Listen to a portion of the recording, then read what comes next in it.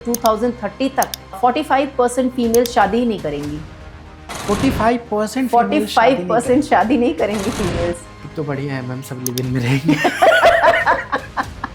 मतलब सिंगल रहना is not a good choice. Yes, you can say that. In fact, when I am with my husband, I never carry my phone. Wife ने बोला कि तुम मेरे लिए ये चीज़ लेके आना, और हस्बैंड नहीं लाया। पैसे की कमी की वजह से डिवोर्स नहीं होता। जैसे मेरी मदर इन लॉ ने मुझे कुछ बोला तो मैं उनको नहीं बोलूंगी, लेकिन अपने हस्बैंड के पास कमरा बंद करूंगी, तुम्हारी मम्मी ने ऐसे बोल दिया, तुम्हारी मम्मी ने वैसे बोल दिया, उन्होंने मेरे साथ ऐसे कर दिया, तुम्हारी सिस्टर ने ऐसे कर दिया, तुम्हारे ब्रदर ने ऐसा कर दिया। तो लड़कों को बचपन से ये बताया है कि तुम लड़की नहीं हो, तुम अपनी फीलिंग्स एक्सप्रेस नहीं कर सकते हो। लव या respect? Respect comes first. Forgive या forget? Depends on situation. Phone privacy, yes और नो? नो। हेलो दोस्तों, मैं हूं Ayush Upadhyay and today I have a very special guest, relationship coach and emotional intelligence expert Preeti Tripathi ji. Hello ma'am, warm welcome in my show smile and talk with Ayush. कैसी हैं आप? Thank you so much Ayush for welcoming for this show. मैं बिल्कुल ठीक हूँ, thank you. Welcome ma'am. Ma'am, आप एक relationship coach हैं एंड इमोशनल इंटेलिजेंस एक्सपर्ट हैं। तो आज हम लोग बहुत सारी चीज़ों को समझने वाले हैं। सबसे ज़्यादा जो ज़रूरी है, जो एक वर्ड आता है ना, इमोशनल इंटेलिजेंस और रिलेशनशिप कोच। तो आज के टाइम में लोगों को रिलेशनशिप कोच की ज़रूरत क्यों पड़ रही है? पहले तो नहीं ऐसा होता था। हाँ, ये बड़ा अच्छा क्वेश्चन है। आज के टाइम में रिलेशनशिप कोच की ज़रूरत क्यों पड़ रही है? यस। क्योंकि आयुष हम इवॉल्व होते जाते हैं, चीज़ें चेंज होती जाती हैं, रिलेशनशिप के मायने बहुत ज़्यादा बदल गए हैं। और जनरेशन्स में हमेशा आप देखोगे, जो हमारी पीछे की जनरेशन रही है, उनका जो रहने का तरीका था, उनका जो जीवन को जीने का तरीका था, और हमारा ही देख लो आप, जो है वो बिल्कुल डिफरेंट है। और इसके आगे जो लोग आ रहे हैं उनका बिल्कुल अलग है। यस। तो उसकी वजह से बहुत सी ऐसी प्रॉब्लम्स लोग फेस कर रहे हैं। और एक सबसे इम्पॉर्टेंट चीज़ है कि रिश्तों में ना, हमने वेस्टर्न कल्चर को कॉपी किया है, और वेस्टर्न कल्चर रिलेशनशिप्स को लेकर के सबसे ज़्यादा फेल चीज़ है। रिश्तों को लेकर के अगर देखा वेस्टर्न जाए, कल्चर सबसे ज़्यादा फेल है। बिल्कुल रिलेशनशिप को। तो क्या हुआ है? चेंज हुआ है। चेंज हमेशा बेटर के लिए होना चाहिए, लेकिन मॉडर्न चीज़ों को कॉपी करना चाहिए था, लेकिन शायद हमको रिलेशनशिप को कॉपी नहीं करना चाहिए था। सो उसकी वजह से बहुत सारे इश्यूज आ रहे हैं रिलेशनशिप में, and that is why relationship coach is required and people are asking for advices अपने रिश्तों के लिए। क्योंकि रिश्ते जो पुराने, जो हमारे कहते हैं ना, जो हमारे वैल्यूज़ हैं, कुछ तो हम उसमें लेकर के जी रहे हैं उनको, लेकिन नया कॉपी भी कर रहे हैं और पीछे को लेके परेशान भी हैं हम। समझ रहे हो आप? तो उसमें वो कॉन्फ्लिक्ट बहुत ज़्यादा हो रहा है। वो वैल्यूज़ को भी हम चाहते हैं, वेस्टर्न को भी कॉपी करना चाहते हैं, फिर वो चीज़ें मैच नहीं कर रही हैं, और जब मैच नहीं कर रही हैं तो कॉन्फ्लिक्ट्स आ रहे हैं, और कॉन्फ्लिक्ट्स आ रहे हैं तो लोगों को समझ नहीं आ रहा है कि अब हम क्या करें। इसलिए रिलेशनशिप कोच की ज़रूरत ज़्यादा पड़ रही है। मतलब क्या है ना कि एक पार्टनर चाह रहा है कि हमें वो रिस्पेक्ट मिले जो पहले मिलती है, जो पहले के ज़माने में होती थी, और दूसरे पार्टनर को वेस्टर्न कल्चर वाले तरीके से लाइफ को जीना है। तो कहीं ना कहीं इन दोनों का माइंडसेट एक साथ नहीं फिक्स हो पा रहा है, और इस वजह से प्रॉब्लम्स हो रही हैं, कह सकते हैं आप। ओके। सेकेंडली, अब हम इसका डिफिनेशन जान लेते हैं कि इमोशनल इंटेलिजेंस का मतलब क्या है आपके मायने में। इमोशनल इंटेलिजेंस का मतलब होता है आयुष कि आपका जो रिएक्शन है ना चीज़ों को लेकर के, आप कैसे अपने आप को बैलेंस करते हो। जैसे कोई भी चीज़ होती है हमारी लाइफ में, कोई छोटा सा भी एक्शन है, घर में भी कोई प्रॉब्लम हो रही है, आपकी रोड पर कोई चीज़ हो गई, ट्रैफिक में कोई चीज़ हो गई, आपसे किसी ने थोड़ा सा बुरा बर्ताव कर दिया, सेकेंडली आपने कोई फेलियर एक्सपीरियंस कर लिया ज़िंदगी में। भाई, फेलियर हर किसी को आना है, चाहे वो हमारे प्राइम मिनिस्टर ही हो, या फिर आप डोनाल्ड ट्रंप को ले लीजिए, विराट कोहली को ले लीजिए, जितने बड़े बड़े लोग हैं, रिजेक्शंस उनको भी फेस करना पड़ता है। हर किसी को लाइफ में रिजेक्शन फेस करना है, हर किसी को फेलियर होता है, हर किसी को। आप अपने इमोशंस को कैसे नेविगेट करते हो उस टाइम पर, आप रिश्तों को लेकर के, चाहे ये बाहर की कोई भी चीज़ है, आप अपने इमोशंस को नेविगेट कैसे करते हो, और उस टाइम पे आप रिएक्ट कैसे करते हो। अगर आप इमोशनली इंटेलिजेंट हो तो आप चीज़ों को मैनेज कर ले जाते हो, और इमोशनली इंटेलिजेंट नहीं हो तो वहाँ जाकर के बात, छोटी सी बात बहुत बड़ी हो जाती है। एक आपको मैं इंसिडेंट बताती हूँ, हमारे मेंटोर हैं, उन्होंने एक सेशन लिया था जेल में जाकर के, जेल में जाके कैदियों के साथ उन्होंने लिया था। वहाँ पे 70% कैदियों ने ये बोला कि हम ये जुर्म करना नहीं चाहते थे, हो गया, लेकिन क्योंकि इमोशनली इतना इंटेलिजेंट नहीं थे तो वो बहाव में बह गए और वो क्राइम हो गया। समझ रहे हो आप कि वो रिएक्शन इतना खराब हुआ और वो बहाव जो है वो उसका कीमत भुगत रहे हैं। मैम मैंने ऐसे कुछ केसेस देखे हैं कि छोटी सी बच्ची है, मतलब 1 साल 2 साल की, ठीक है, उसके फादर उसको बहुत प्यार करते हैं, उसे कभी कुछ नहीं बोलते, लेकिन कई बार ऐसा कुछ हो जाता है कि वो बाहर से बहुत ज़्यादा फ्रस्ट्रेट होते हैं और बच्ची की तबीयत ख़राब है, बच्ची रो रही है, तो कई बार वही फादर जिन्होंने उसको आज तक कुछ नहीं बोला वो गलती से उसे एक थप्पड़ मार देते हैं।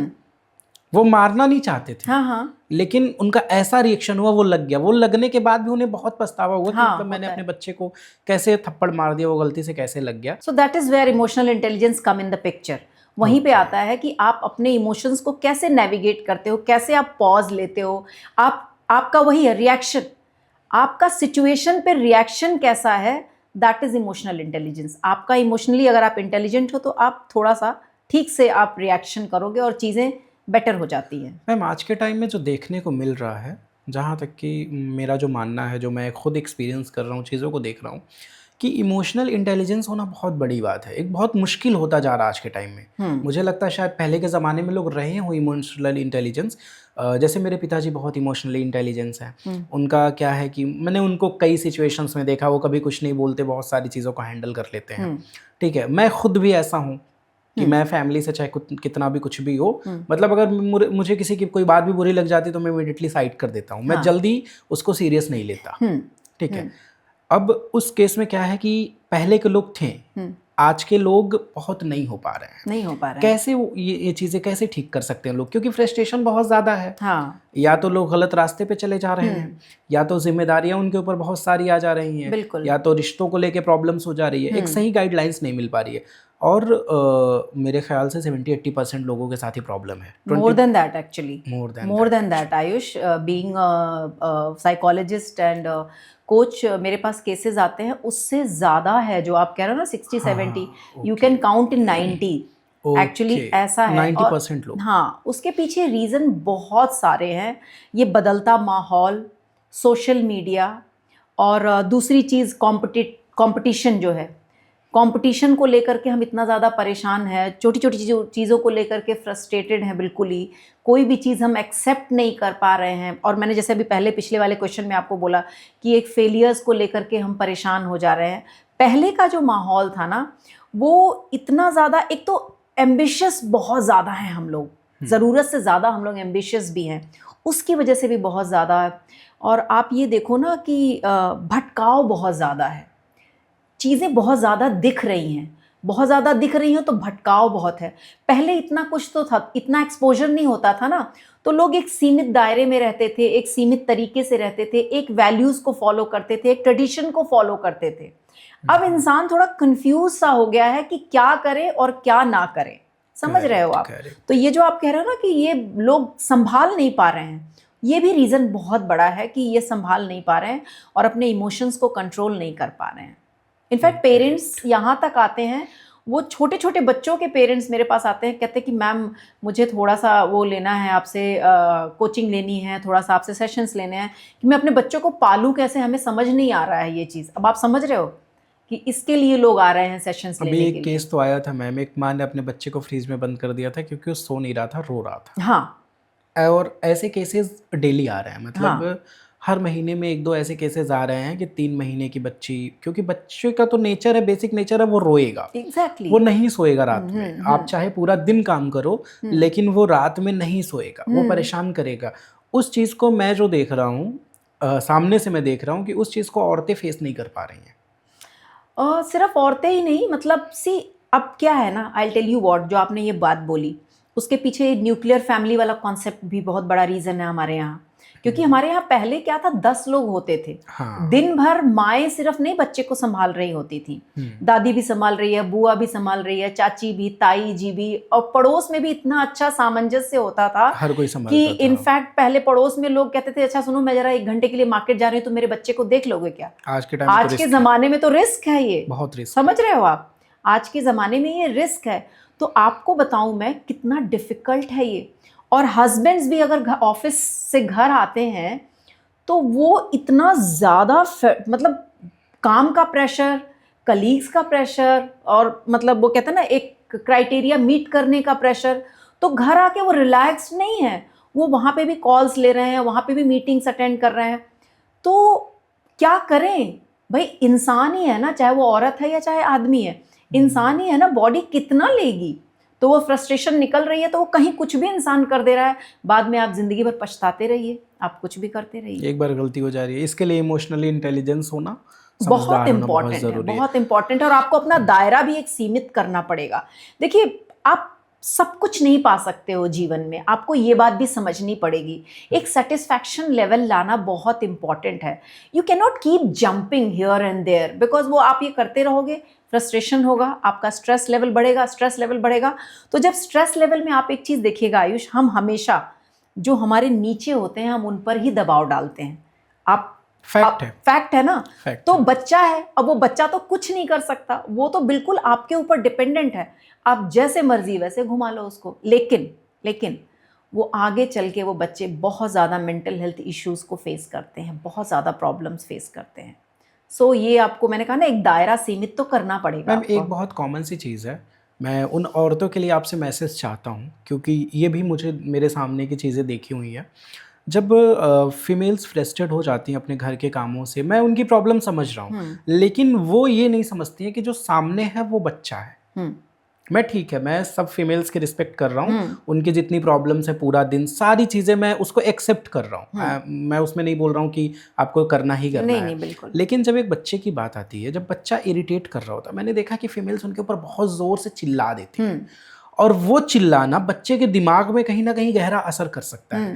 ये बात उन फीमेल्स को समझना चाहिए। सो आई वांट यू कि ये मैसेज आप उन फीमेल्स को ज़रूर दें कि बच्चे को कैसे हैंडल करें ऐसे सिचुएशन में, चाहे आप कितना भी ज़्यादा टेंशन में हो, लेकिन बच्चे के साथ आपको प्यार से ही बिहेव करना है।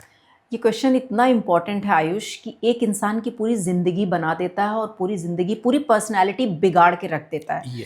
एज़ पर साइकोलॉजी, अगर आप कह रहे हो फीमेल्स को मैसेज देने को, तो आप लोगों को ये सोचना है कि 1 से 7 साल का जो बच्चा होता है ना, उसका ब्रेन का पूरा डेवलपमेंट उसी टाइम पे हो रहा होता है, और उस टाइम पे वो बहुत ज़्यादा आपके ऊपर डिपेंडेंट है। और उस टाइम पे जो ये फ्रस्ट्रेशन, फैमिली का ख़राब माहौल, चिड़चिड़ाना, मारना या पीटना या अलग तरह के जितने भी गलत तरह के व्यवहार हैं, जब आप कर रहे होते हो ना कहीं आप उस बच्चे की मेंटल हेल्थ बिल्कुल ख़राब कर रहे होते हो, उसकी पर्सनालिटी को बिल्कुल ख़राब कर रहे होते हो। और फिर वही बच्चा जा कर के आगे ना फेलियर एक्सेप्ट कर पाता है, एंजाइटी, डिप्रेशन, इन सारी चीज़ों से जूझता है। 1 से 7 साल का बच्चा क्या ही कर लेगा, क्या ही कर लेगा वो चीज़ों को। भाई आपको बस ये देखना है कि वो बच्चा सेफ रहे, एक्सीडेंट ना हो, बिजली के तार में हाथ ना डाले। You have to leave that child free.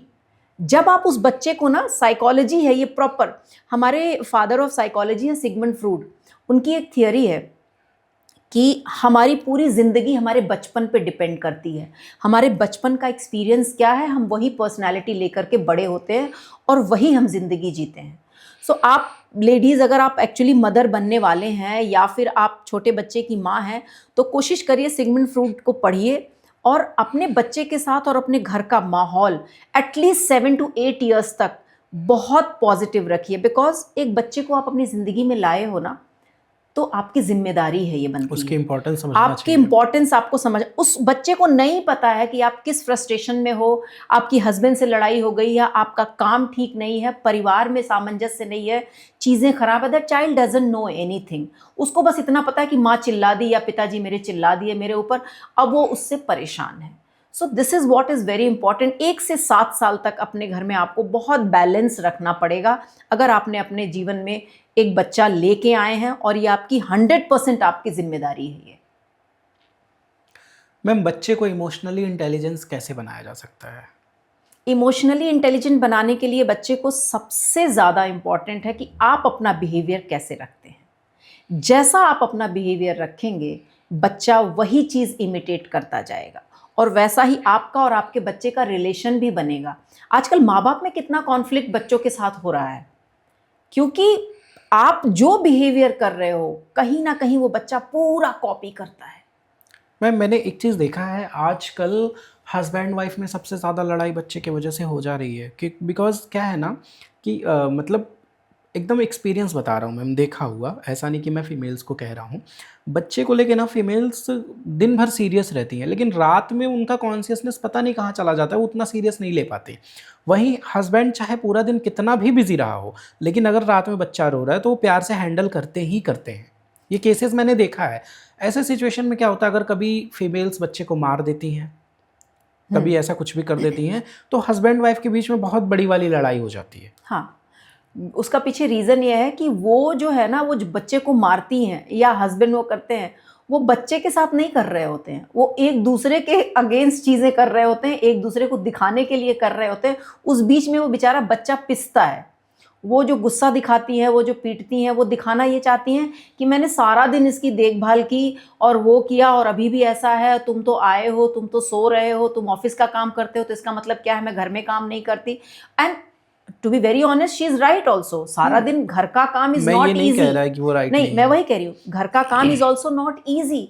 तो वो जो फ्रस्ट्रेशन है बस इस वजह से निकालते हैं। और हस्बैंड जो आप कह रहे हो ना कि ज़्यादातर हैंडल करने लगते हैं, क्योंकि उनके दिमाग में कहीं ना कहीं होता है कि हाँ यार, सारा दिन तो बेचारी संभाल रही थी, तो इस टाइम पे मैं थोड़ा सा देखभाल कर लेता हूँ। But let me tell you, शायद आप ये बहुत जेंटलमैन लोगों की बात कर रहे हो। बहुत से ऐसे केसेस हैं, मैंने देखे हैं, और मैंने वो देखा भी है कि बच्चा अगर घर में रात में पॉटी कर दे तो हस्बैंड कमरा छोड़ के दूसरे कमरे में सो जाते हैं।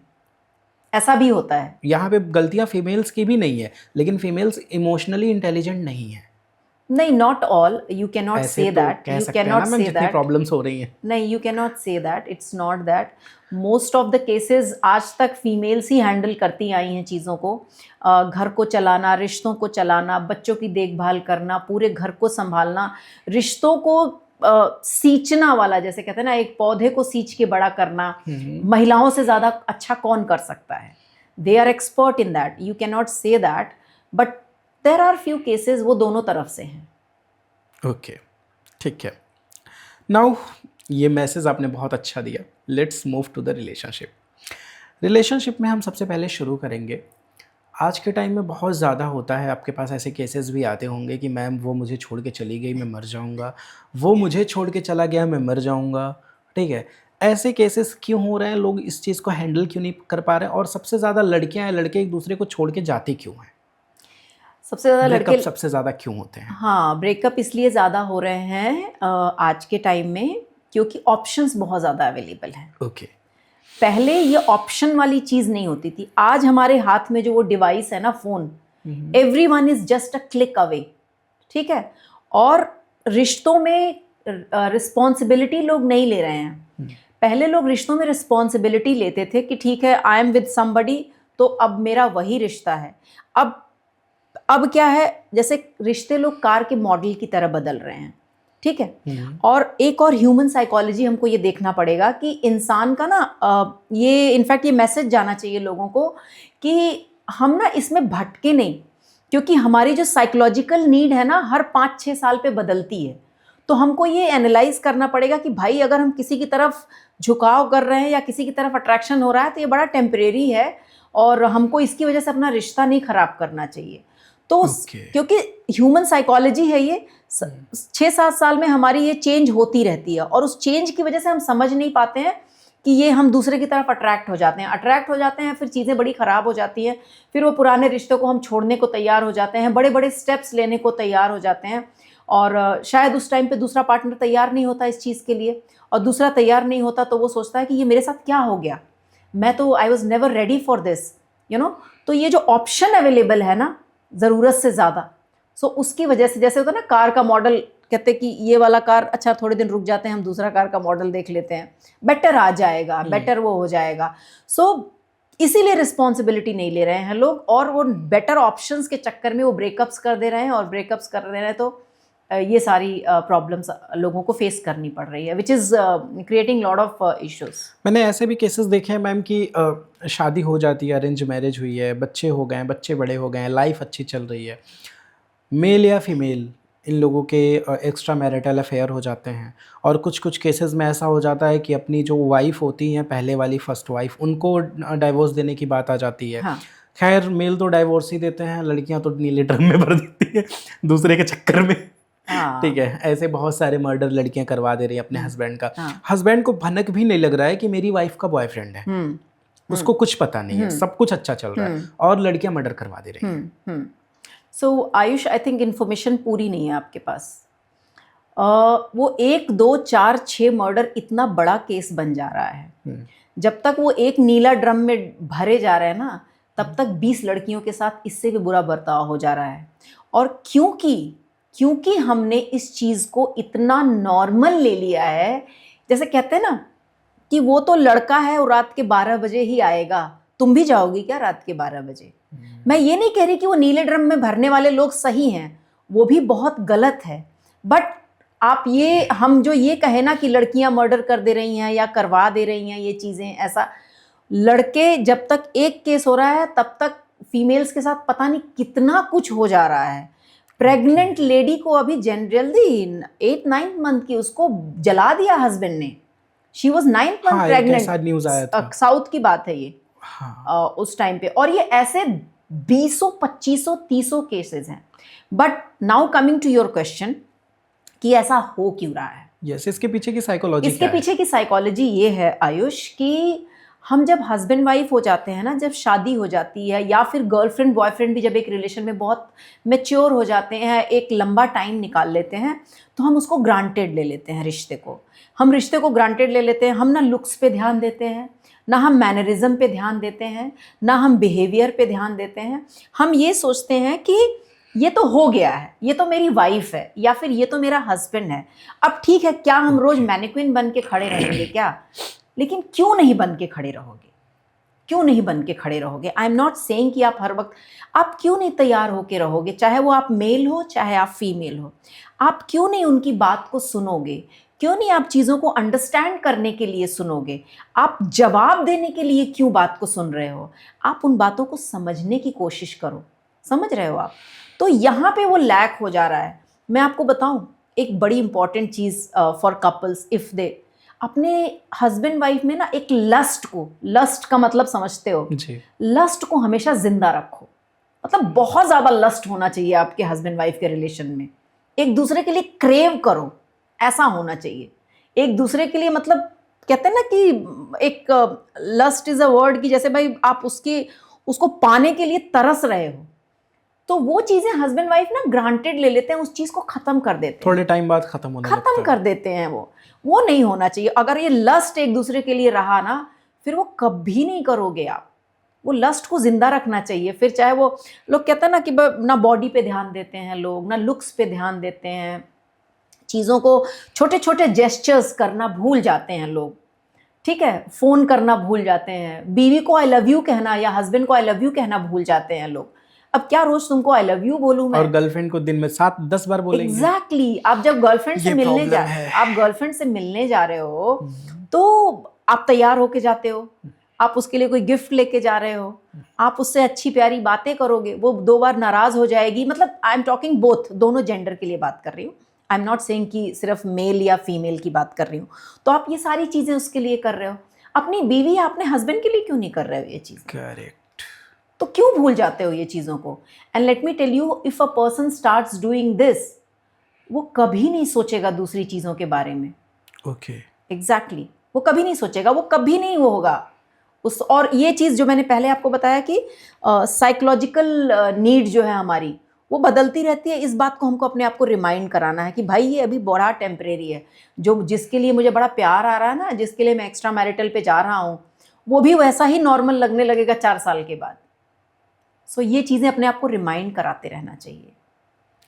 करेक्ट। ये बहुत अच्छी बात है मैम। जैसे किसी चीज़ की पहले इज्जत होती है, वो जितना नज़दीक आते जाता है फिर उतने उसकी रिस्पेक्ट खत्म होने लगती जैसे आप अपने बताओ, आप प्रोफेशनल काम जो भी कर रहा होता है, चाहे वो फीमेल है या मेल है, जी। रोज इंप्रूव नहीं करने की कोशिश करते हैं हाँ, हम। डेली कुछ नया डेली करने हमको की। नया चाहिए, डेली हमको अच्छा चाहिए, डेली हमको ज़्यादा से ज़्यादा काम मिले, पैसा मिले, हमारी अपॉइंटमेंट अच्छी हो, इस सब पे हम काम करते हैं। लेकिन हम रिश्तों पे काम करना बिल्कुल बंद कर देते हैं, और रिश्तों पे जब काम करना बंद कर देते हैं फिर चीज़ें खराब होने लगती हैं। मैम जैसे एक होता है ना ट्रस्ट ब्रेक हो जाना, जैसे किसी की लव मैरिज हुई हो, बहुत अच्छी मैरिज हुई हो, सारी चीज़ें हो, लेकिन और लड़की ने बताया हो कि मेरा कोई पास्ट नहीं था, जो कि लड़के ने अपना सारा पास्ट क्लियर कर दिया हो कि देखो मेरा ये पास्ट था।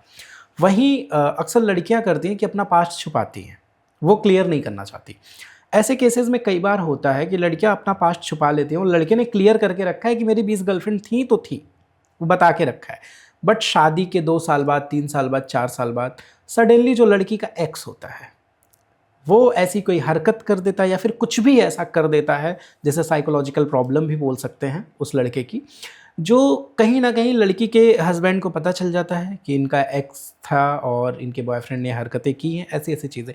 तो यहाँ पे क्या होता है, एक ट्रस्ट ब्रेक हो जाता है। मतलब लड़का प्यार करता है, वो दोनों हैं, लव में है, शादी है, सब कुछ ठीक है, लेकिन वो जो अचानक से एक ट्रस्ट ब्रेक होता है कि शादी से पहले 1 साल 2 साल बातें हुई, why did you not tell me, ठीक है, तुमने मुझे क्यों नहीं बताया कि तुम्हारा एक एक्स था, ऐसी प्रॉब्लम थी, और इतने सालों बाद सडनली वो सामने आ जा रहा है, या फिर उसने ऐसी कोई पिक्चर्स क्लिक की थी जो उसने सेंड कर दिया घर वालों को, फैमिली वालों को। ऐसे बहुत से केसेस होते हैं।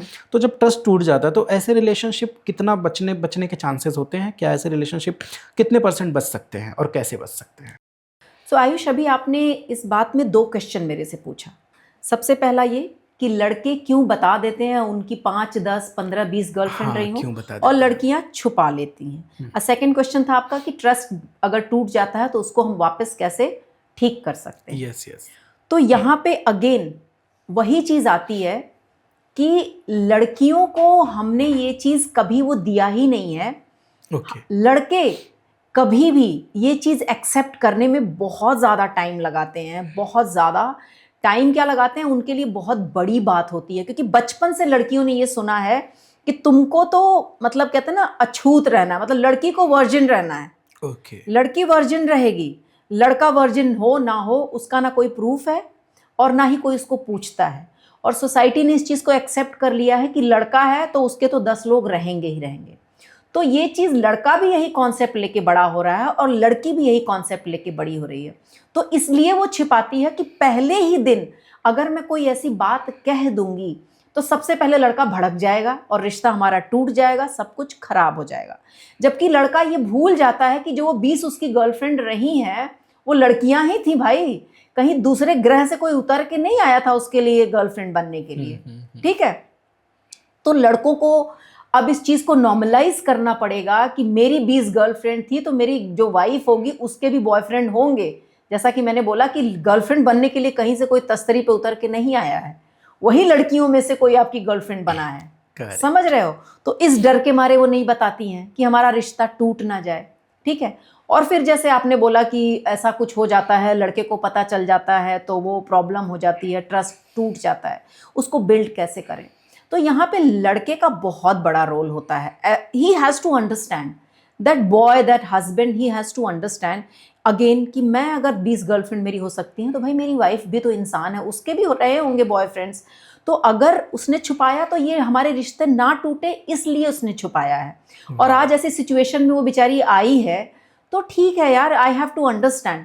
तो वहाँ जा कर के इस एम्पैथी के साथ अगर वो बात करेगा, उसको कॉन्फिडेंस में लेगा और उस प्यार को बिल्ड करने की कोशिश करेगा, तो ये रिश्ता, इनफैक्ट वो रिश्ता फिर इतना गहरा होगा कि फिर मैं आपको बता नहीं सकती। इनफैक्ट मेरे पास एक केस आया था और ऐसा ही सिमिलर केस था जैसा आप बता रहे हो, तो उन्होंने मुझे फीडबैक में लिख के दिया, इनफैक्ट मेरे चैनल पे मैंने उसको पब्लिश भी किया कि मैम हमारा न्यूली मैरिड से भी ज़्यादा अच्छा रिश्ता हो गया।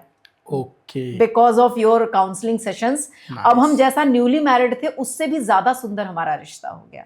So these are the to this thing. Ma'am relationship में ट्रांसपेरेंसी कितना ज़्यादा ज़रूरी है? जैसे क्या होता है ना, आज के टाइम में बहुत ऐसे केसेस भी देखे गए हैं कि हस्बैंड वाइफ हैं तो उनको ट्रांसपेरेंट रहना ही चाहिए, फिर उसमें दोनों की फ़ोन चेक करना, इस तरह से हरकतें करना कि आप मेरा फ़ोन ले लें, और या फिर तो ऐसे केसेस में कुछ कुछ लड़कियां या फिर लड़के कहते हैं आप मेरा फ़ोन मत देखिए, आप मेरा फ़ोन मत देखिए। ये फ़ोन चेक करना इनसिक्योरिटी है कि क्या है? क्या इसके पीछे का क्या साइकोलॉजी है? और अगर फ़ोन सामने वाला ले ही रहा है तो ऐसी सिचुएशन क्यों आ रही है कि चेक वाला वर्ड आ रहा है? दोनों एक दूसरे का फ़ोन ऐसे यूजली यूज़ कर लें, फिर इसमें प्रॉब्लम क्या है? तो लोग क्यों मना करते हैं हस्बैंड वाइफ एक दूसरे को अपना फ़ोन देखने से? नहीं होना चाहिए ये, नहीं मना करना चाहिए। नहीं मना करना चाहिए। अगर आप हस्बैंड वाइफ हैं और आप एक दूसरे के लिए लॉयल हैं, तो ये चीज तो ये क्वेश्चन आना ही नहीं चाहिए कि ये मेरी प्राइवेसी है, मेरा प्राइवेट वो, no not at all. I see in case, मतलब ऐसे मैंने कई केसेस सुने हैं कि मतलब अगर वाइफ छोटे मोटे जॉब कुछ भी कर रही हैं तो वो कई बार बोल देती हैं कि मेरी प्रोफेशनल लाइफ है, don't touch my phone, something like that. तो हस्बैंड को कहीं ना कहीं वो इमोशनली अटैक कर सकता है। वो किसी को भी अटैक कर सकता है, वाइफ को भी कर सकता है, हस्बैंड को भी कर सकता है, बट ये बहुत क्लियर होना चाहिए, एक्चुअली नहीं होना चाहिए। Like my husband can check my phone any time, check in the sense word ही नहीं होता, मतलब I can, he can use any time, he can use any time. In fact when I am with my husband I never carry my phone, ये इस तरह से होता है। बिकॉज क्या है, मोस्टली एक अपने क्लाइंट्स का मेरा फोन अलग है ऑब्वियसली, बिकॉज फैमिली का एक अलग है। तो मैं जब पेमेंट वाला फोन जो है वो फैमिली वाला है, तो जब हस्बैंड होते हैं तो मैं अपना फोन ले ही नहीं जाती, क्योंकि पेमेंट अब तुम करोगे। नाइस नाइस, यही होना चाहिए। हाँ, तो ये नहीं होना चाहिए, बिल्कुल नहीं होना चाहिए। और एक मैसेज और है कि जो ये चाह रहे हैं कि ना फोन चेक करके आगे पीछे पढ़ के कोई चीज सुधार दोगे, पॉसिबल नहीं है। जिसने जो करना है वो करके रहेगा, इस बात को आपको अपना लेना चाहिए। आप अपनी बात कम्युनिकेट कर दो, आपकी वाइफ से है या आपकी वाइफ को आपसे है, आप अपनी बात कम्युनिकेट कर दो। लेकिन अगर जिसने जो करना है, आपके चेक करने से कोई नहीं रुकने वाला, let me tell you. Ma'am, relationship में एक्सपेक्टेशन कितना ज़्यादा इम्पोर्टेंट है?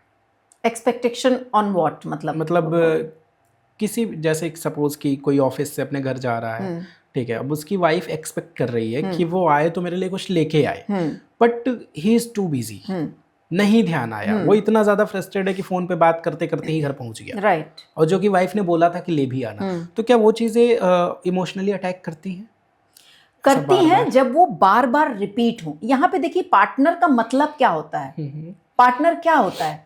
आप एक बिजनेस में आप एक पार्टनर की बात करते हो कि हम दोनों एक आधा आधा हिस्सा है उस चीज के, ठीक है। सबसे पहली बात तो रिश्ता कभी भी 50-50% नहीं होता है। रिश्ता कभी 30-70 होता है, कभी 60-40 होता है, कभी 80-20 होता है। ये सबसे इंपॉर्टेंट चीज है। रिश्ता कभी भी 50-50 नहीं होता, ये दोनों पार्टनर को समझना चाहिए। और अगर ऐसे हस्बैंड ने, वाइफ ने बोला कि तुम मेरे लिए ये चीज लेके आना, और हस्बैंड नहीं लाया, तो एक दिन नहीं लाया, 2 दिन नहीं लाया, it's fine, that can be, you know, ये समझा जा सकता है। लेकिन अगर वो चीज बार बार हो रही है, फिर तो वो हर्ट करेगा ना, then it means intentionally it is happening. क्योंकि आप 1-2 बार चीजें भूल सकते हो, आप बार बार थोड़ी भूल सकते हो। Then it will hurt, surely hurt. और अगर 1-2 बार भी हुआ है ना, तो आपकी वो वाइफ है या आपके वो हस्बैंड है, उनको पूरा हक है कि आप उनको क्लियरली ये चीज कम्युनिकेट करो। That respect should be there कि सी, मैं आपके लिए ना मुझे टाइम नहीं मिला।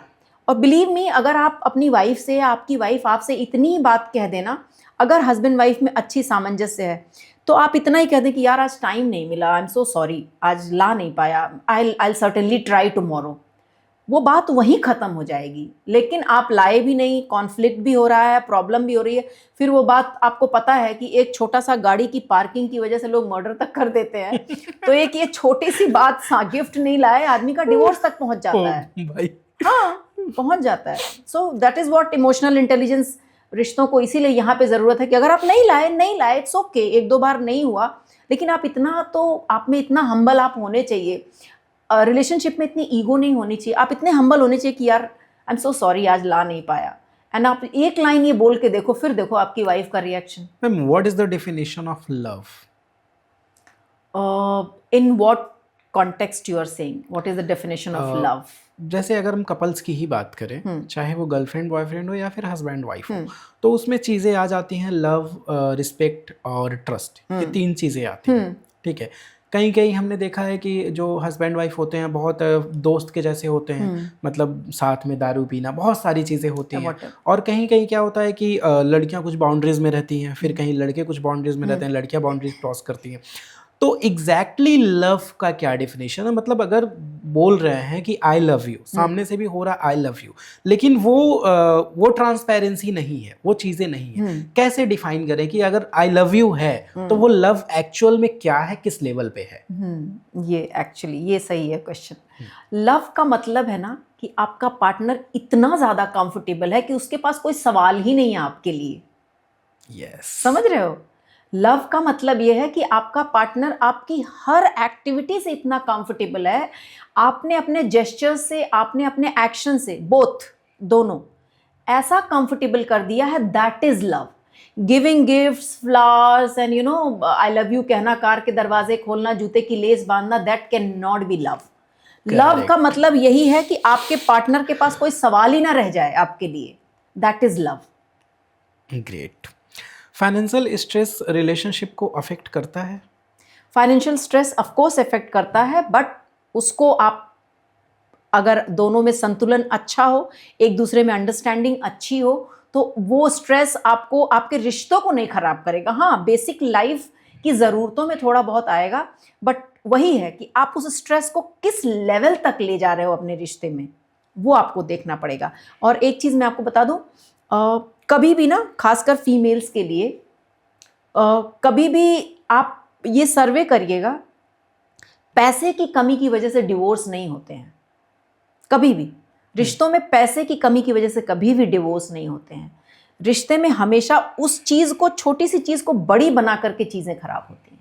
छोटी सी चीज़ को बड़ी बना देते हैं। हाँ, छोटी सी चीज़ को बड़ी बना करके आप रिश्ते खराब होते हैं। Financial stress can be managed by partners, but वही है, इमोशनल इंटेलिजेंस आप कितना लेके रखते हैं अपने रिश्ते में। ओके मैम, एक्सपेक्टेशन कितना रखना चाहिए अपने पार्टनर से? एक्सपेक्टेशंस उतनी ही रखनी चाहिए आपको अपने पार्टनर से, उसकी लिमिट्स भी आपको जाननी चाहिए अपने पार्टनर की। जैसे मैं आपको बताऊं, मेल फीमेल माइंडसेट का मैं आपको बताऊं कि ये रिसर्च बेस्ड चीज़ें हैं कि एक औरत जो है ना, वो 20,000 शब्द रोज बोलती है।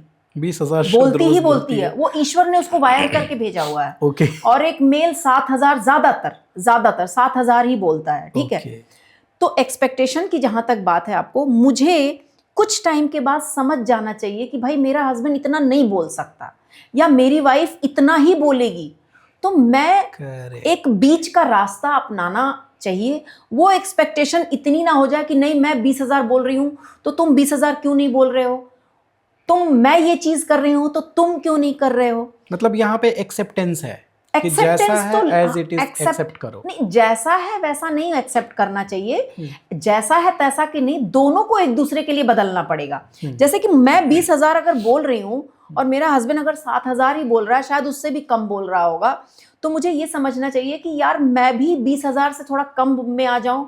हस्बैंड को भी कोशिश करनी चाहिए कि 7 से थोड़ा सा मैं बढ़ जाऊं यार, मतलब उसको कंफर्ट करने के लिए। तो जैसा है तैसा से नहीं चलता है, जैसा है तैसा से जब चलेगा तो फिर तो बातें नहीं बनती। दोनों को एक दूसरे के लिए चेंज होना पड़ेगा, थोड़ा सा समझना पड़ेगी। तो एक्सपेक्टेशंस उतनी ही रखो कि जितना बदलाव हो सके। आज के टाइम में एक सबसे बड़ी प्रॉब्लम है मैम, बहुत बड़ी प्रॉब्लम है।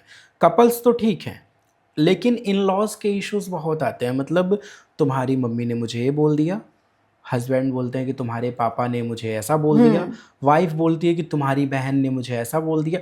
इस प्रॉब्लम के वजह से दोनों में बहुत लड़ाइयाँ हो जाती हैं, बहुत तरह से कॉन्फ्लिक्ट हो जाते हैं।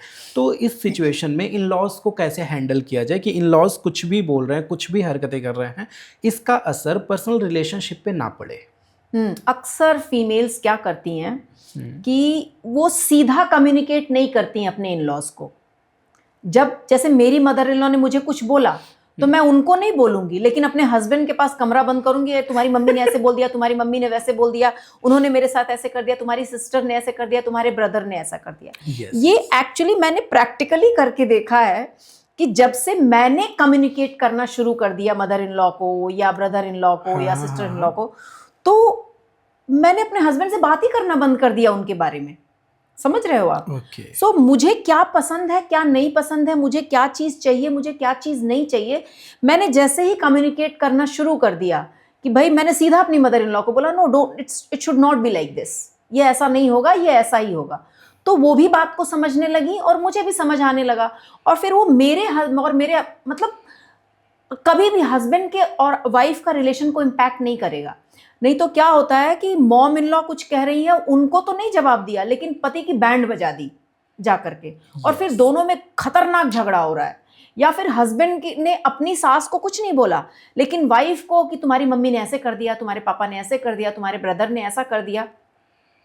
भाई सीधा जाके बोलो ना कि मेरी ये बाउंड्रीज हैं, मैं इतना ही कर सकता हूँ या मैं इतना ही कर सकती हूँ, मेरी ये चीज़ है। उनको भी बात समझ में आ जाएगी। इनफैक्ट ये बहुत बड़ा सोल्यूशन है। अगर डॉटर इन लॉज या सन इन लॉज जो भी हैं, मोस्टली डॉटर इन लॉज ही डील करती हैं, बिकॉज कॉन्सेप्ट ही यही है कि मतलब दामाद थोड़ी सास ससुर के पास रहता है, कॉन्सेप्ट नहीं है हमारे यहाँ ये। करेक्ट। तो ज़्यादातर फीमेल्स को ही डील करना पड़ता है। In fact females should say clearly, अगर वो क्लियरली ये चीज़ बात कर लें कि नहीं ये ऐसा होगा या ऐसा होगा, मुझे यही चीज़ पसंद है, तो वो समझ जाएंगे और कॉन्फ्लिक्ट्स काफ़ी हस्बैंड वाइफ के कम हो जाएंगे। मतलब ऐसे सिचुएशन में हस्बैंड को ब्लेम ना करके और हस्बैंड से ना कुछ कह के सीधा हैंडल करना चाहिए। हैंडल मतलब ये नहीं कि आप बदतमीज हो जाओ, नहीं, मतलब कुछ भी जो भी बोलना आप उनसे क्लियर बोलो, आप उनसे क्लियर बोलिए कि भाई इट्स लाइक दिस, मैं यही कर सकती हूँ। कान भरने वाला काम नहीं। हाँ, बिकॉज आप अपना क्या कर रहे हो ना, आप वहां तो रिश्ता खराब कर ही रहे हो। और मैं आपको बता दूं, सीधा कम्युनिकेशन ना इतना बड़ा टूल है कि वो मदर इन लॉ और डॉटर इन लॉ का भी रिलेशन इंप्रूव कर देता है। सीधा कम्युनिकेशन। Okay, nice. मैम, ऐसा बहुत देखा गया है कि मेन अपनी फीलिंग्स को एक्सप्रेस नहीं कर पाते। ठीक है, ऐसा क्यों होता है? उन्हें करना चाहिए कि नहीं करना चाहिए? बहुत सारी चीज़ें रहती हैं उनके पास में, बहुत सारे प्रेशर्स होते हैं, लेकिन जब भी वो घर जाते हैं तो बहुत खुश रहते हैं, खुश दिखाई देते हैं और बहुत सारे प्रेशर्स को अंदर ही अंदर हैंडल कर रहे होते हैं। तो उन्हें इन चीज़ों को कैसे हैंडल करना चाहिए? अपना कहाँ पे अपनी फीलिंग्स एक्सप्रेस करनी चाहिए? देखिए, ये भी बहुत बड़ा रीज़न है कॉन्फ्लिक्ट्स का हाउसेस में, क्योंकि औरतें दिन भर वेट कर रही होती हैं, जो हाउस वाइफ्स है खास करके, अब तो खैर कम है, औरतें दिन भर वेट कर रही होती है कि उनका हस्बैंड आएगा, उनसे बातें करेगा। ठीक है, तो हस्बैंड्स बार बार एक्चुअली बहुत बार ये गड़बड़ कर देते हैं। उनको लगता है कि मैं अपना स्ट्रेस, अपनी प्रॉब्लम, अपनी फीलिंग्स अपनी वाइफ को बताऊंगा तो वो क्या ही सॉल्व कर पाएगी, और क्यों उसको मैं स्ट्रेस में डालूं या क्यों उसको मैं प्रॉब्लम में डालूं। और दूसरी एक बहुत बड़ी बात है कि हमारी माओं ने ना लड़कों को बचपन से ये बताया है कि तुम लड़की नहीं हो, तुम अपनी फीलिंग्स एक्सप्रेस नहीं कर सकते हो, तुम रो रहे हो, तुम लड़की हो क्या रो रहे हो, समझ रहे हो। तो इसलिए ये एक्चुअली अगर आदमी ना औरतों से, अपनी वाइफ से खास करके, इनफैक्ट अपनी मदर से भी अपनी फीलिंग अगर शेयर करें ना, एक तो पहले उनका बर्डन कम होगा, दूसरे वो और ज़्यादा क्लोज होंगे। जितना मतलब आप क्या ही रोज रोज क्या ही कोई बात करेगा, तो आपनो जो स्ट्रेस है, जो फीलिंग है ना, आप अपनी वाइफ, अपने पार्टनर से ज़रूर शेयर किया करें। जब आप शेयर करेंगे तो आपका बॉन्ड बहुत ज़्यादा अच्छा होगा। एंड वाइफ जो बार बार कंप्लेन भी कर रही है ना, जो बार बार चीज़ें प्रॉब्लम भी हो रही है, वो भी समझेगी कि भाई ये बंदा कुछ परेशानी में है, चीज़ें उसके साथ अलग हैं। जब आप शेयर करने लगते हो ना तो वो और क्लोज हो जाता है रिश्ता हस्बैंड वाइफ का। Okay, yes. तो इसलिए अपनी प्रॉब्लम शेयर करना चाहिए, पक्का शेयर करना चाहिए। औरतें तो करती ही करती हैं, औरतें तो बेसिक नेचर है, औरतें तो करेंगी ही करेंगी, उनको तो ईश्वर ने ऐसा वायर करके भेजा हुआ है, वो तो पड़ोस की भी प्रॉब्लम आपसे शेयर कर लेंगी। हाँ, ये भी होता है, करेंगी। पड़ोस की प्रॉब्लम उनके घर ये हो गया था, उनकी मम्मी ऐसा कर रही थी। ये फीमेल माइंडसेट है ही ऐसा कि वो, अब मैं आपको एक एग्जांपल देती हूँ। आप एक बात बताइए, हमारे मेंटोर जो हैं वो अक्सर ये कहानी सुनाते हैं कि उनके मम्मी पापा शादी में गए, और शादी में जब आए मम्मी पापा वापस आए तो उन्होंने पापा से बोला कि बेटा, अरे सॉरी, कि पापा कैसी थी शादी? तो पापा ने बोला हाँ बेटा बहुत अच्छी थी, सब कुछ बढ़िया था। और जैसे ही मम्मी से पूछा, अरे बेटा क्या, वो तो दामाद तो उधर नाराज बैठा था, डेकोरेशन में ये था, तो पूरी ऐसी नहीं थी, तो खाना ऐसा नहीं था, तो वैसा। तो क्या वो जानबूझ के पापा ने इग्नोर किया? नहीं, पापा ने इग्नोर नहीं किया, वो वायर्ड है ऐसे ही, उनको दिखता ही नहीं, उनको नहीं दिखता। वो साइकोलॉजिकली, बायोलॉजिकली ऐसे ही बने हुए हैं, और औरतें ऐसी बनी हुई हैं। वो ऐसा नहीं कि जानबूझ के चुगली करती हैं, उन्हें सब दिखता है, उनको दिखता है। मैं आपको एक बात बताऊं, इनफैक्ट अभी मैंने रिसेंटली एक रील अभी शेयर की थी कि औरतें ना, आप अपनी मदर से, आप अपने फादर से बात करेंगे ना, आप उनको अपनी सिचुएशन झूठ बोल सकते हो। फोन पर बात करोगे ना, आप उनसे कह दोगे कि हाँ पापा सब ठीक है, तो वो विश्वास कर लेंगे। लेकिन आपकी मम्मी से अगर आप बात करोगे और अगर चीज़ें ठीक नहीं हैं तो वो तुरंत कहेंगी नहीं कुछ तो गड़बड़ है आयुष, तुम्हारी आवाज में कुछ गड़बड़ है, करेक्ट, कोई बात है, कोई वो कुछ नहीं पता है उनको, लेकिन वो औरतों को ईश्वर ने ये मतलब गिफ्ट दिया और हुआ फिर है। वो बातें निकलवा लेती निकलवा लेंगी, और वो मतलब आप कितना भी मना करो ना, लेकिन वो लास्ट तक कहेंगे कि नहीं कुछ तो गड़बड़ है। तो वो वरदान है ईश्वर का औरतों के पास। Correct correct. Ma'am, career pressure relationship को अफेक्ट करता है? बहुत ज़्यादा करता है करियर प्रेशर रिलेशनशिप को, क्योंकि आप इतना ज़्यादा इन्वॉल्व हो जाते हो तो दुनिया भर के स्ट्रेस, दुनिया भर की प्रॉब्लम्स, दुनिया भर का प्रेशर, तो वो रिलेशनशिप को सीधा सीधा इफेक्ट करता है, सीधा आपके रिश्तों के इफेक्ट करता है, चाहे वो आपके घर के नॉर्मल रिश्ते हों या हस्बैंड वाइफ के रिश्ते हों। मैम, इमोशनल सिक्योरिटी वुमेन के लिए इतनी इम्पोर्टेंट क्यों होती है? इमोशनल सिक्योरिटी औरतें शादी ही इमोशनल सिक्योरिटी के लिए करती हैं। They are wired for this. Emotional security औरतें इसीलिए शादी करती हैं। Okay, great. अब मुझे बताइए आप कि आज के टाइम में लोग सबसे ज़्यादा शादी को डिनाई क्यों कर रहे हैं? शादी को डिनाई इसलिए कर रहे हैं क्योंकि उनको रिश्तों में अब वो गहराई नहीं दिख रही है। रिश्ते बहुत ज़्यादा टूटते बिखरते दिखाई दे रहे हैं। उनको ये लग रहा है कि जिम्मेदारियां लेना नहीं चाह रहे हैं। उनको ये लग रहा है कि ये सब तो लास्ट में चीज़ें बिगड़ ही जा रही हैं, चीज़ें खराब ही हो जा रही हैं, और एग्जैक्टली इमोशनल इंटेलिजेंस पे कोई काम नहीं कर रहा है। लोग आईक्यू पे पूरा काम कर रहे हैं, लेकिन इमोशनल इंटेलिजेंस पे नहीं काम कर रहे हैं। इसीलिए रिश्तों को डिनाई कर रहे हैं, ये सारे प्रेशर्स को से बचने के लिए। और let me tell you, male और फीमेल्स में से ज़्यादा डिनाई कौन कर रहा है आपको पता है?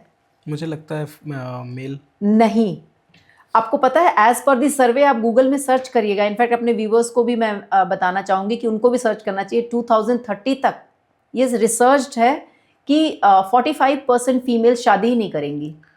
45% 45% शादी नहीं करेंगी फीमेल्स। तब तो बढ़िया है मैम, सब लिव इन में रहेंगे। और उसका भी रिजल्ट अभी देख लो, दिल्ली का वो आया है जो उसने लेडी ने उसको मर्डर ही कर दिया अपने लिव इन पार्टनर का। अरे मैम, बहुत सिचुएशन बहुत ख़राब चल रही है। मैम, जो सिचुएशंस रिलेशनशिप में इंडिया में चल रही है, क्या ऐसे अब्रॉड में भी है? अब्रॉड को तो पहले से ही कल्चर यही था ना, उनका तो ये कल्चर था, तो उन्होंने एक्सेप्ट कर लिया। अब as I said in the first question only कि हमने रिलेशंस को वेस्टर्न कल्चर से कॉपी तो कर लिया, लेकिन हम उसको मैनेज नहीं कर पा रहे हैं। अब इसको चीजों को नॉर्मलाइज होने में कई साल लग जाएंगे, बट धीरे धीरे शायद ये नॉर्मलाइज ही हो जाएगा। Correct. Ma'am, I have some rapid fire questions for you. Love या respect? Respect comes first. Forgive या forget? Depends on situations. Phone privacy, yes और नो? नो। ब्रेक लेना हेल्दी है?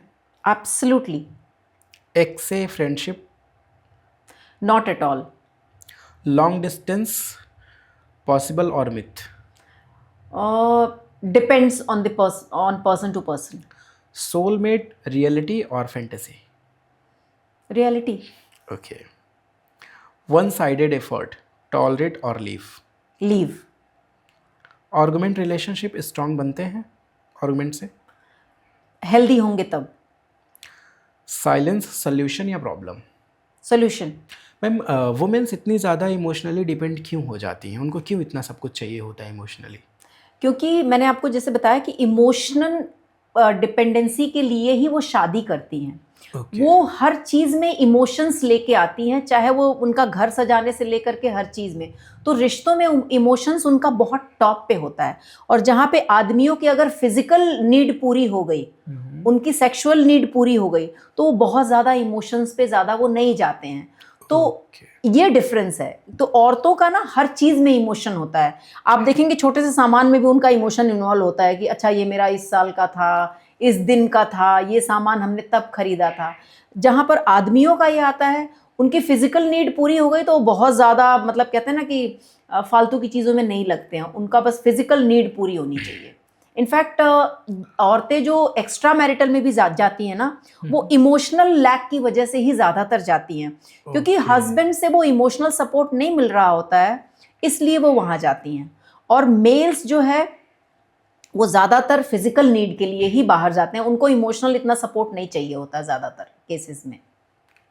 ग्रेट। मैम, आज के टाइम में बड़े शहरों में कुछ ऐसा चल रहा है, मैंने कुछ पॉडकास्ट देखे थे तो वहाँ से मुझे पता चला कि आज के टाइम में जो रिलेशनशिप है, फिजिकल रिलेशनशिप, वो लोग एक से ज़्यादा पार्टनर के साथ बनाना चाहते हैं, is it safe emotionally? Firstly वो तो फिजिकली भी सेफ नहीं है, बायोलॉजिकली भी सेफ नहीं है, और इमोशंस की तो धज्जियां उड़ रही हैं उसकी वजह से। आप ना एक पार्टनर के साथ बैलेंस ही नहीं कर पा रहे हो इसकी वजह से। और बहुत से लोग कैजुअल सेक्स की तरफ जा रहे हैं कि ठीक है गए और उसके बाद just forget it. But let me tell you, बहुत लोग उससे बॉन्ड बना लेते हैं, और कैजुअल सेक्स जो है आपके मेंटल हेल्थ को डिस्ट्रॉय करके रख देता है, खासकर फीमेल्स को। क्योंकि फीमेल्स का जो अटैचमेंट शुरू होता है ना मेल से, जब आप फिजिकल इंटीमेसी जब होती है तो उनसे बहुत ज़्यादा अटैचमेंट शुरू हो जाता है, और मेल्स का हमेशा थोड़ा कम हो जाता है फिजिकल रिलेशन के बाद। थोड़ा सा अटैचमेंट धीरे धीरे वो हटने लगते हैं, तो वो बड़ा गड़बड़ हो जाता है। तो ये casual sex, multiple partners is going to destroy your life and your mental health also. It's not at all safe. It's not safe. It's not safe. Correct. जैसे कुछ फीमेल्स होती हैं ना, तो उनके कुछ एक्स होते हैं वो जो बताती नहीं है। बेस्ट फ्रेंड वाला जो एक सीन चलता है कि मेरा बेस्ट फ्रेंड है।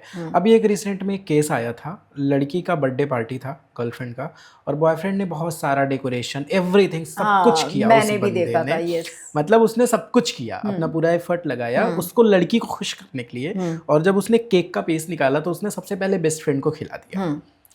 अब वो बात उस लड़के को इमोशनली हर्ट कर गई। हाँ, उसने काफी तमाशा किया था। काफी तमाशा किया, बहुत सारे। तो ऐसे सिचुएशंस में लड़कियां ऐसा क्यों कर रही हैं मैम, जब उनका बॉयफ्रेंड है और उनको इमोशनली मुझे लग रहा है कि वो सारी चीजें कर ही रहा है। अगर इतना सारा उसने अरेंजमेंट किया था जैसा दिख रहा था वीडियो में, तो कहीं ना कहीं उनको इमोशनल सपोर्ट भी कर रहा है, फिर भी वो लड़की बेस्ट फ्रेंड को पूरा प्रियोरिटी दे रही हैं, उनको बुला रही हैं उस बर्थडे पार्टी में इस तरीके से। तो इसमें चलिए बुलाना तो ठीक है, इन्वाइट किया, लेकिन इस तरह से उनको ही प्रियोरिटी दे रही है, क्यों? आयुष, मैं आपको एक बात बताऊंगी, मुझे उनका बैकग्राउंड तो नहीं पता कि उस बेस्ट फ्रेंड के साथ उसका क्या रिलेशन रहा है और क्या चीज रहा है। Whatever, but boyfriend तो है। बॉयफ्रेंड उसका था, ठीक है। मैं एक बात आपको बताती हूँ, आपके घर में एज अ गेस्ट अगर आई हूँ, ठीक है, तो आपकी वाइफ है, मैं हूँ, 2-4 लोग और हैं, और आपकी वाइफ के साथ आप बहुत कंफर्टेबल हो। फॉर एग्जाम्पल, जैसे आप मेरे घर अगर एज अ गेस्ट आओ, ठीक है, मेरे हस्बैंड हैं, सब लोग हैं सब, तो मैं पहले चाय किसको ऑफर करूंगी? डेफिनेटली मुझे। आपको ऑफर करूंगी, क्योंकि मैं अपने हस्बैंड से बहुत कंफर्टेबल हूं, मैं बहुत सेफ स्पेस है मेरा वो, मैं बहुत, अगर इस तरह से देखे, अगर उस बॉयफ्रेंड ने इस चीज को इस तरह से देखा होता तो शायद चीजें इतनी खराब नहीं होती। अब मैं फिर से कह रही हूँ, मुझे बैकग्राउंड नहीं पता कि उसका उससे रिलेशन क्या था, क्या प्रॉब्लम थी, बट मुझे लगता है जो रिएक्शन किया उस लड़के ने, बाद में भले ही लड़ाई झगड़ा जो भी कर लेता, इट्स ओके, उसको नहीं अच्छा लगा, बाद में उसको कम्युनिकेट कर देता कि भाई ये तरीका ठीक नहीं है, आप पार्टी में मैंने इतना कुछ किया तुमने, बट जो उसने पूरा तमाशा फैलाया ना, दैट वाज नॉट रिक्वायर्ड, उसकी ज़रूरत नहीं थी। क्योंकि अब again I am telling you कि कुछ नहीं पता कि क्या है उनके बीच में। हमने तो जो सोशल मीडिया पे देखा वही चीज़ हमने मतलब हाँ, हमने तो बस कुछ देखा और उसके बिहाफ पे तो वो इमोशनली थोड़ा सा अपने आप को बैलेंस करके रखना चाहिए था वहाँ पर। ओके। ओवर थिंकिंग रिलेशनशिप को कैसे बर्बाद कर सकती है? ओवर थिंकिंग रिलेशनशिप को ऐसे बर्बाद कर सकती है कि जैसे, चलो मैं आपको एक एग्जाम्पल देती हूँ। अभी मैंने रिसेंटली एक स्टोरी पढ़ी कि एक आदमी था, उसने घड़ी, एक अंकल थे, उसने उससे पूछा कि टाइम क्या है, ठीक है, टाइम क्या हुआ है, तो उसने इग्नोर कर दिया उसको। फिर 2 मिनट बाद उसको लगा शायद वो अंकल ने सुना नहीं, ठीक है, तो फिर उसने दोबारा पूछा कि अंकल टाइम क्या हुआ है। फिर उसको लगा कि जानबूझ के मुझे अवॉइड कर रहा है, तो बोला अंकल मैं आपके पास घड़ी है, मैं आपसे टाइम पूछ रहा हूँ, आप क्यों नहीं बता रहे हो? बोला देखो बेटा, मैं तुमसे टाइम पूछूंगा, फिर तुम पूछोगे अंकल आप कहाँ जा रहे हो, आप मेरा परिचय पूछोगे तो मैं यहाँ रहता हूँ, तो आप बोलोगे कि अच्छा मैं भी वहीं रहता हूँ, फिर मैं वहाँ से वहाँ निकल गया तो पता चला उस सेम मोहल्ले में रहता हूँ, फिर आप मोहल्ले में रहते हो तो मेरा आपसे परिचय हो जाएगा तो आप मेरे घर आ जाओगे। आप सुनो, बात सुनो इसको, इट्स नॉट अ वेरी, आप मेरे घर आ गए तो आप ही की उम्र की मेरी बेटी है, तो आप मेरे घर आ गए तो कहीं मेरी बेटी से दोस्ती कर लोगे, मेरी बेटी से दोस्ती कर लोगे तो पता चला कि उसको शादी करने के लिए लेके भगाने जाओ। वो लड़के ने अपना सर पकड़ लिया, बोला भाई मैं तो तुमसे एक छोटा सा टाइम पूछा था मैंने, तुमने इतनी बड़ी कहानी बता दी कि मैं आपकी लड़की को भगा के ले गया। यही है ओवर थिंकिंग कि रिलेशनशिप में ओवर थिंकिंग। बट एक चीज बहुत इंपॉर्टेंट है यहाँ पे, अगर आपका पार्टनर और आप में कम्युनिकेशन अच्छी है और बहुत क्लियर है चीजें, तो ओवर थिंकिंग आएगी ही नहीं। ओवर थिंकिंग आती ही वहां पे है जहां चीजें कंफ्यूजन है, जहां पे ये सारी चीजें हैं। मैम, सिंगल रहना हेल्दी चॉइस हो सकता है? हेल्दी चॉइस तब हो सकता है जब आपके पास पर्पस हो, आप अपनी हेल्थ का ध्यान दें, आप अपना फोकस बहुत सही चीज़ों पे लगाएं, तब वो हेल्दी चॉइस हो सकता है। Because at some point of time you require somebody who is there with you. तो इसलिए वो डिपेंड करता है कि आप इमोशनली कितने इंटेलिजेंट हो, तो आपका वो सिंगल रहना हेल्दी चॉइस हो सकता है। आपका सपोर्ट सिस्टम कैसा है, तब आपके लिए वो हेल्दी चॉइस हो सकता है। नहीं तो कभी कभी लोगों के लिए बाद में बहुत ज़्यादा रिग्रेट का भी रीज़न होता है सिंगल रहना। मतलब सिंगल रहना is not a good choice. Yes, you can say that. Okay, nice. It is wonderful talking to you ma'am. बहुत you. अच्छा लगा आपसे बातचीत करके। It was wonderful conversation that matters. Conversation that matters. Thank you so much Ayush. Really में बहुत मज़ा आया एंड बहुत बहुत शुक्रिया, आपने अपना कीमती समय दिया, आप Thank हमारे you. शो पे आई। Thank you so much. So one last advice to your viewers कि इमोशनल इंटेलिजेंस आपके रिश्ते को बहुत हद तक ठीक कर सकती है और बहुत हद तक आपका खराब रिएक्शन आपके रिश्ते को खराब कर सकता है। तो जब भी आप रिलेशनशिप में रिएक्ट करते हैं तो ये सोच के रिएक्ट करिए कि उसका इम्प्लीकेशंस क्या होंगे आपके रिश्तों को लेकर के।